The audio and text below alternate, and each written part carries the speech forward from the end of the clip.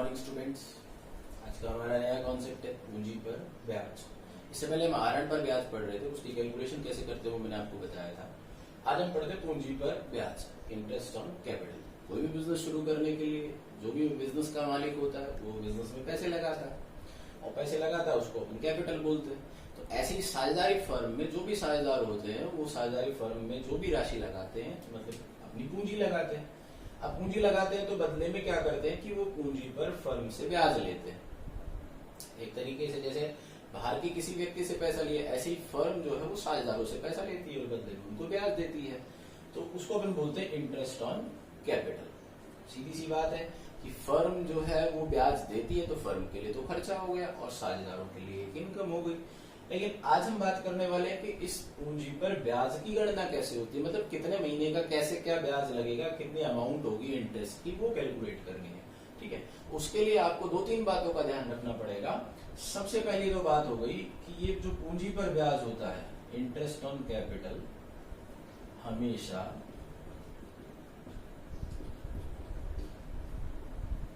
प्रारंभिक पूंजी पर लगाया जाता है। सबसे पहली जो स्टेप है वो ये है कि ये जो भी इंटरेस्ट ऑन कैपिटल हमारा होगा, जो पूंजी पर ब्याज होगा, वो हमेशा प्रारंभिक पूंजी पे लगाया जाएगा, ओपनिंग कैपिटल पे लगाया जाएगा। ओपनिंग का मतलब साल के शुरू की। बड़ा आसान सा कॉन्सेप्ट है। एक इसका इलस्ट्रेशन लेते हैं। मान लीजिए एक फर्म में साझेदार है ए। 1 अप्रैल 2017 को साल शुरू हुआ। उस समय इसकी कैपिटल 50,000 रुपए थी, जिसपे इसको 10% पर एनम मतलब वार्षिक ब्याज लगाना। इस तरीके का बड़ा आसान सा सिंपल सा कॉन्सेप्ट है। इसको आप बड़ी आसानी से सॉल्व कर सकते हैं। पूंजी पर ब्याज है, किस पे लगेगा? प्रारंभिक पूंजी पे। 1 अप्रैल 2017 साल का शुरुआत है। साल के शुरुआत को जो पूंजी होगी वो प्रारंभिक पूंजी कहलाएगी और इसका हम सीधा 10% निकाल देंगे। तो यहाँ पे जो ब्याज होगा वो होगा 50,000 का 10%, 5,000 रुपए। ठीक है, समझ में आया? सबसे पहला स्टेप आपको ये याद रखना है। क्लियर? नेक्स्ट दूसरा स्टेप हम लेते हैं, इसको हटा देते हैं।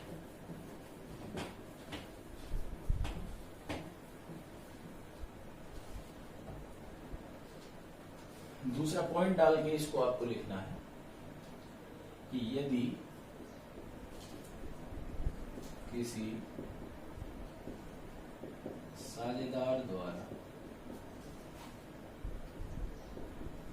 वर्ष के दौरान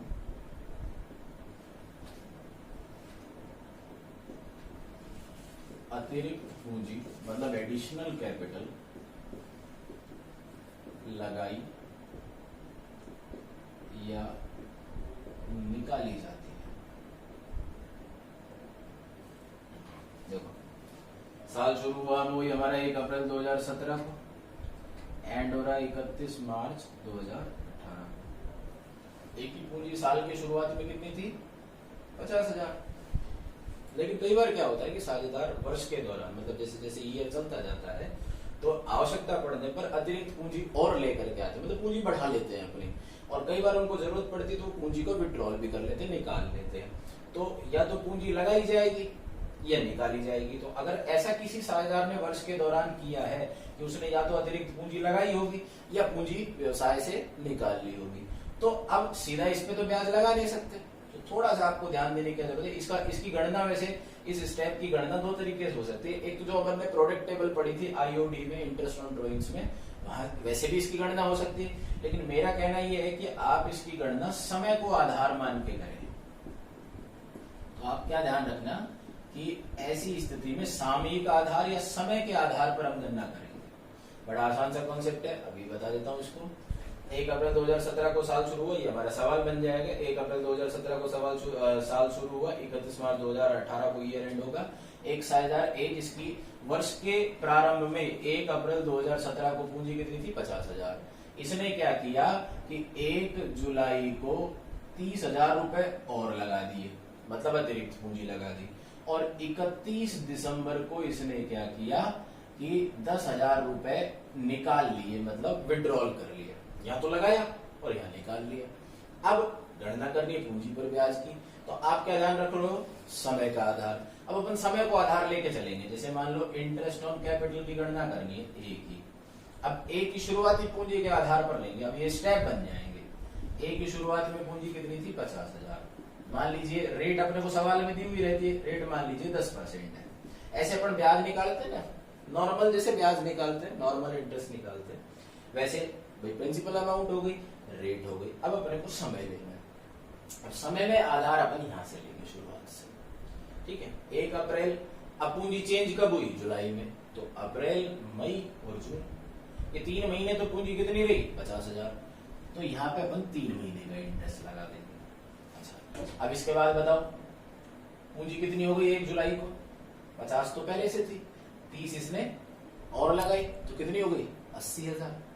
अब यहाँ पे अपन नीचे बनाएंगे 80,000, रेट वही 10% रहेगी, लेकिन 80,000 कब तक रही? जब तक परिवर्तित नहीं हुई। और परिवर्तित हुई 31 दिसंबर को।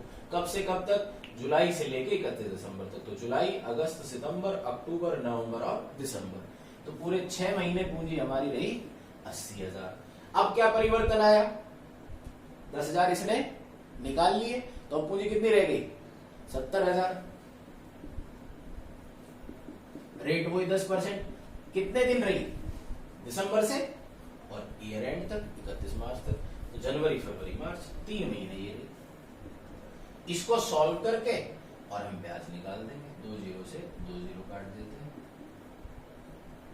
ठीक है। इसी तरीके से ये हो गया आपका 5,000 अपॉन 4।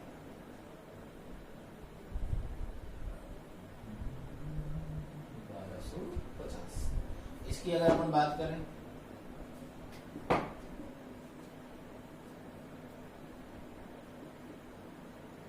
₹4,000। यहां की बात करते हैं,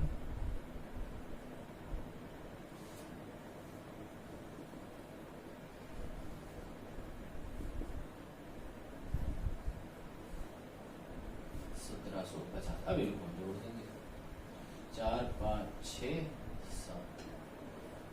टोटल इंटरेस्ट ऑन कैपिटल आपका आया 7,000। इस तरीके से गणना करते हैं। समय को आधार मानना है। अब ऐसे इन साझेदारों का भी निकाल सकते हो और साझेदारों का भी निकाल सकते हो। किसी ने वर्ष के दौरान केवल लगाई होगी, किसी ने निकाली भी होगी, किसी ने दोनों काम किए होंगे। तो इस तरीके से इसकी गणना की जा सकती है, ठीक है। ये 2 कॉन्सेप्ट हो गए। दोबारा रिवाइज कराता हूं। पहला कॉन्सेप्ट, पूंजी पर ब्याज हमेशा प्रारंभिक पूंजी पे लगाया जाएगा। प्रारंभिक पूंजी पे लगाया जाएगा तो इजीली कैलकुलेट कर सकते हैं।